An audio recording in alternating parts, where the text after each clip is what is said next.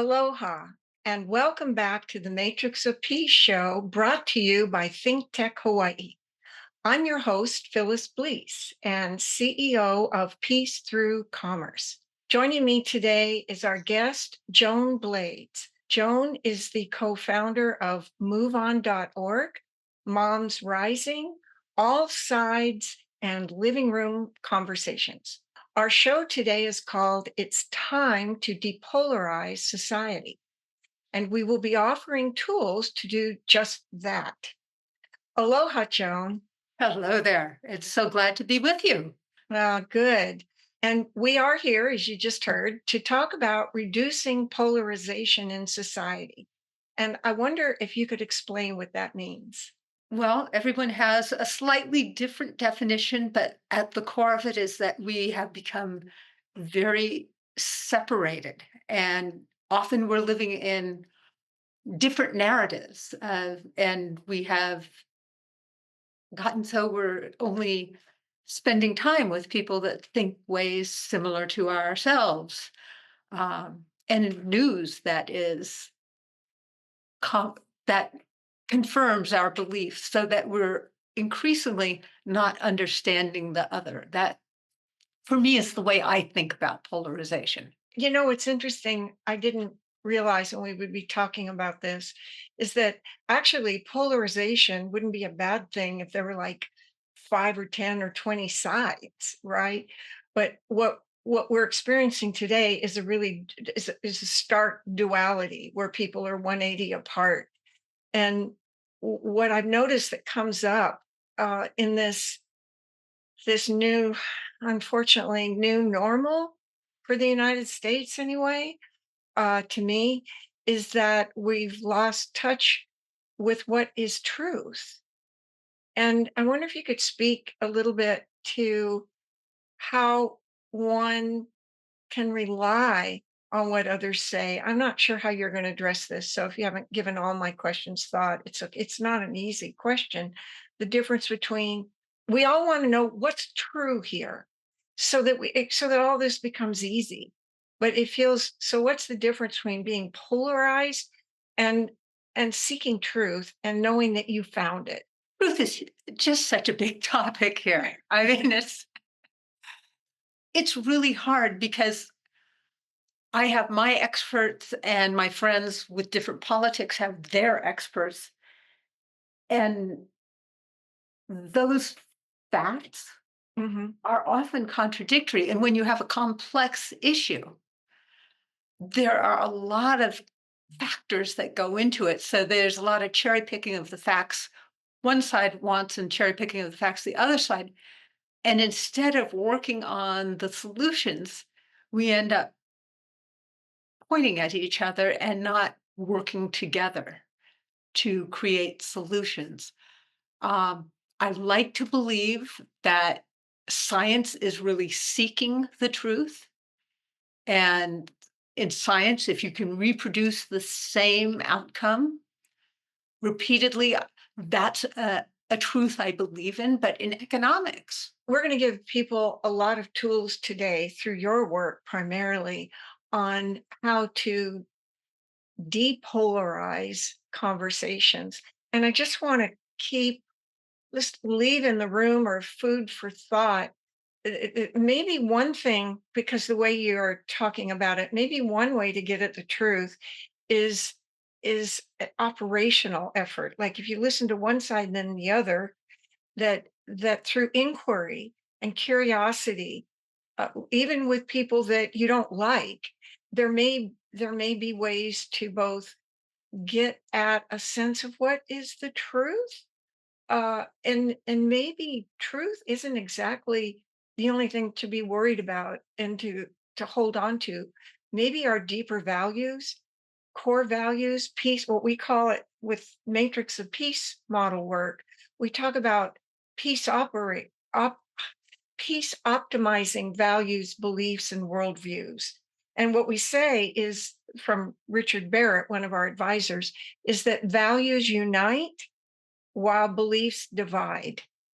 And and there might be a teasing out process here where you may not even be able to come up with the truth, but we might be able to come up with the good and the beautiful. So the true, the good, the beautiful. And if we stay in that field, in what we call the consciousness sphere, we can at least hold on to decency. And maybe decency is more important than truth. It's from in small, in the kind of the small environment rather than writ large, where you're going to the, you know, Yeah, polls. there's personal truth and there's There's personal, scientific yes, truth and yes. there's societal truth. And, you know, honoring the fact that there's complexity to big challenges and that we don't have the whole truth. That's what I admire about science. Mhm. Is science comes up with this is how many planets we have, and then we learn something new and we start to reconsider if we are right. That commitment to learning along the way is Oh, critical. yeah, and commitment. So even if we're not, somebody says something that we think is patently untrue, another approach, and we can just filter that into the tools and practices that you're going to share today. Maybe we could have an ethos around agreeing to disagree agreeably. I would take it even somewhere a little bit more curious than that. If someone says something that you are pretty sure is untrue, then if you can take a breath and ask, you know, I'd really like to know how you came to that conclusion. Right. Then to start to understand where that came from can often create a connection. And Okay. it's seeing each other's humanity. That's one of the things that's at risk when you talk about peace through commerce. It's peace through human connection and dignity. And that's that's where the heart of peace is for me. Right. Right. So hold that thought, and I'm going to show a copy of the Matrix of Peace Whole Systems model. It has four circles, and the public, private, and civil society sectors are the three intersecting, and they're embedded, nested in what we call the consciousness sphere. And so, while we call our organization Peace Through Commerce, the Matrix of Peace itself embeds all conversation inside what we call the consciousness sphere.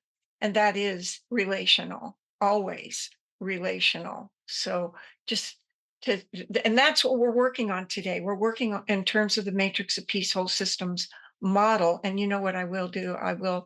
Um, I will share screen on this model to give people a chance to just have a mental map of what I'm talking about. And today, with relation to this model, we're going to be talking about the consciousness sphere, which is the yellow circle in holding the three sectors of society circles within it. That when they're not intersecting, we have what we call sector silo behavior, not agreeing to disagree, but disagreeing.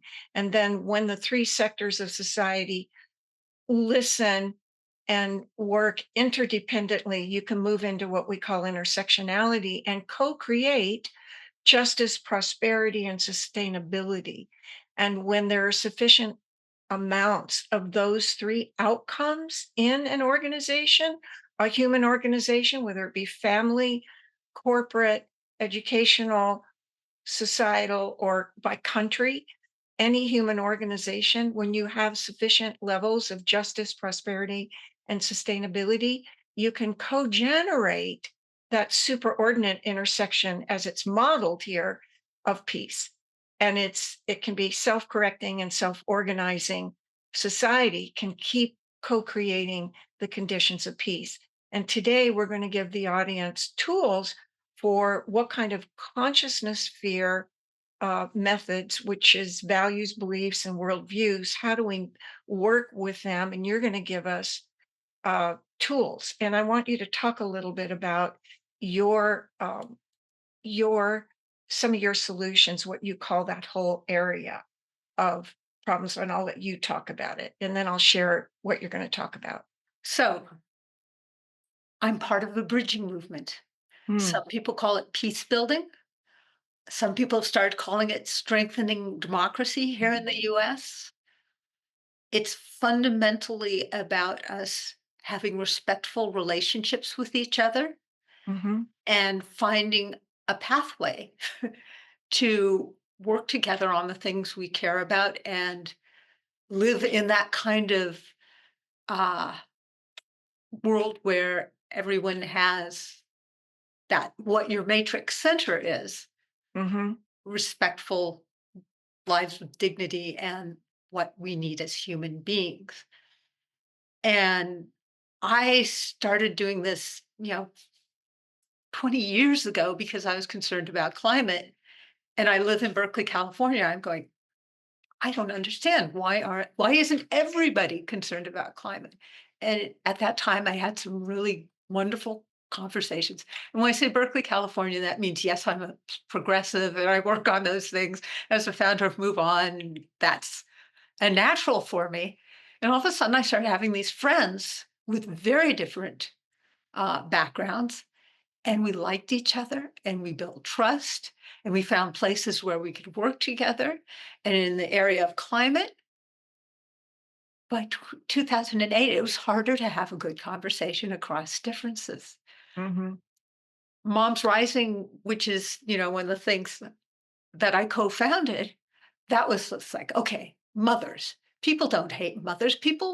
Most people love mothers.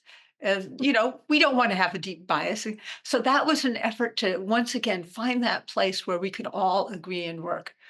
Well, living room conversations was going, okay, now we just really have to directly approach this and give people that wonderful experience I had of sitting down with people with really different viewpoints and discovering that they're wonderful people. They have different environments they come from. And really, our context is more predictive of our belief system than almost anything else. And yes, we have free will, but context, if I live in a context where all my friends think candidate X is a demon and candidate Y is our savior, I'm probably going to believe that too, because I don't pay that much attention to politics. And my very smart friend, whoever, has explained to me why this is true. And so, we see a country which more and more is divided. And what's sad is we're demonizing the other, and we are not. We are trying to win by how bad the others are rather than our great vision all too often. mhm. And so when we sit down together, everything changes. It's kind of beautiful. And that's why living room conversations, that's small conversations in my living room to start with. Mhm, And and I'm showing that now. When I share screen, you disappear, but I'm sharing a that's screen my right living room. now. So this And is that your living includes room. my really good friend, John, who is the co-founder of AllSides, because the funny thing about John and I is I was approaching this from relationships because Mhm, we need to have relationships across differences to really understand what's going on.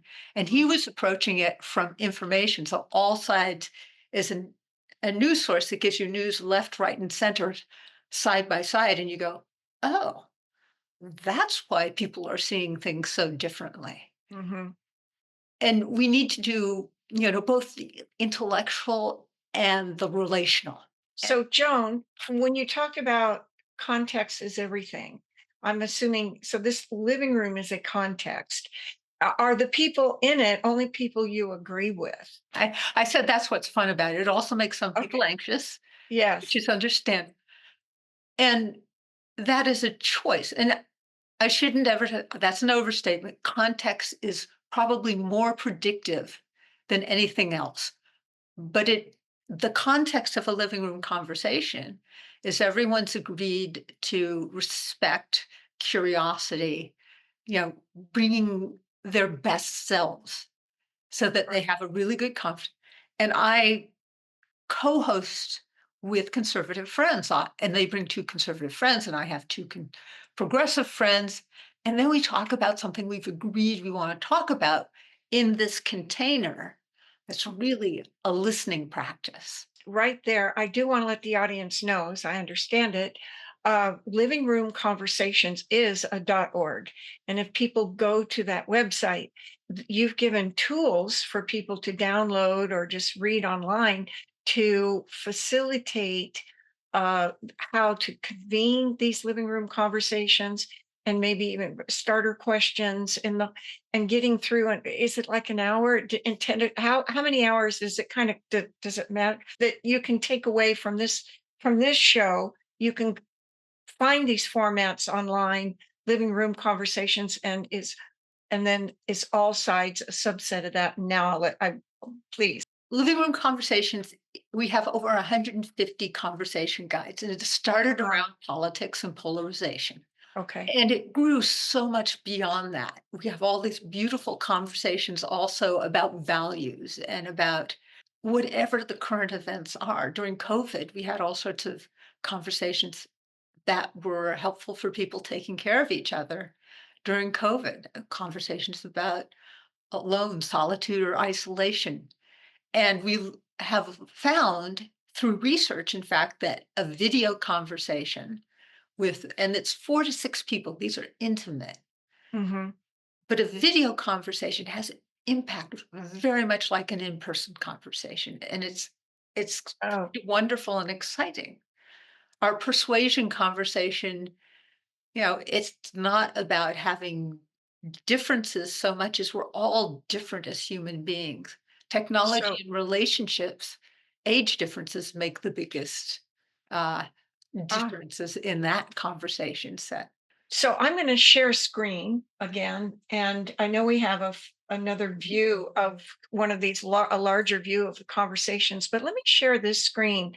So we've got here online, you've got living room conversations. Could you just go through this list and tell the audience which one, or if all of these have a .org link for them where they can go on and get support? Okay, livingroomconversations.org, sign up. You'll get the ability to have these conversations in your home or in your community, libraries, faith communities, schools.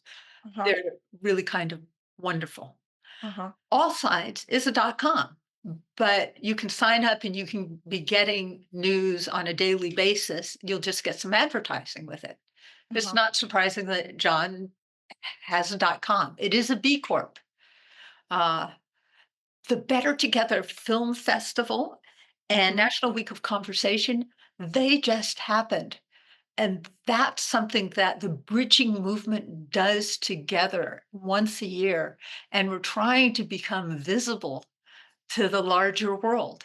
Mhm. And it's kind of wonderful. All these films about the ways we can get along together, or we do get along, what our differences are, and what our ability to really connect on a deep level are. Is that a .org, Joan? The Better Together Film I Festival? think what I do, Listen First is further down. I joined the Listen First Coalition because collectively, Living Room Conversations is part of organizing it, but Listen First Coalition is Mhm. over 500 different bridging organizations around the country.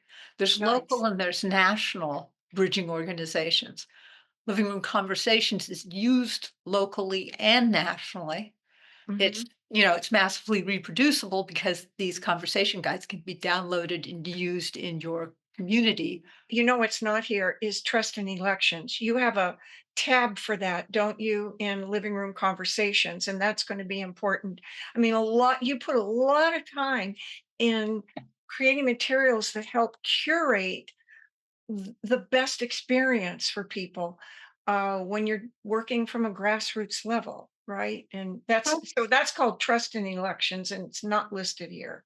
It's not, but it's Yep. something that follows it's a insight created with the help of the bridging movement. So Braver Okay. Angels, which is on this list, Yes. is one probably the largest bridging organization in the US that has chapters all around the Oh, country, and they spent about 2 years talking about trustworthy elections, and they're very, very, committed to reds and blues conversing together, and they came up with hundreds of consensus points mhm. around trustworthy elections. What I'm going to do first, I'm going to share, just give people a bird's eye view of what it looks like in a larger setting for leaving the living room and going into a community conversation there in Utah. So that could be a library or community, another thing that people can secure in their own community, a larger room or space, right? And Yes. then one of the dialogue platforms that you have is called Trust in Elections. And for that, you have distilled through a lot of work. Is that's the Braver? Braver Angels distilled this, Right, and right. I look at that and I say, "This is glorious," because this Hmm. is classic peace building that we Right. can do where we have across the political spectrum, people want trustworthy elections. Hmm. Elections are local. People Hmm. have local power, they have local responsibility. So if we do the work, and when I say we, local communities do the work this year, when there's questioning of elections in the future, because at this point, the media has amplified our fears and feelings of distrust. The side that loses in a tight election again and again feels like there's been cheating on the other side. Right. What we want is every local community to say, we are so proud of the way we run our elections, and this is how we do it. Number one, everyone, voting should be easy, cheating should be hard. Number two, every citizen should have an equal say in who will govern them. This is done through free and fair elections.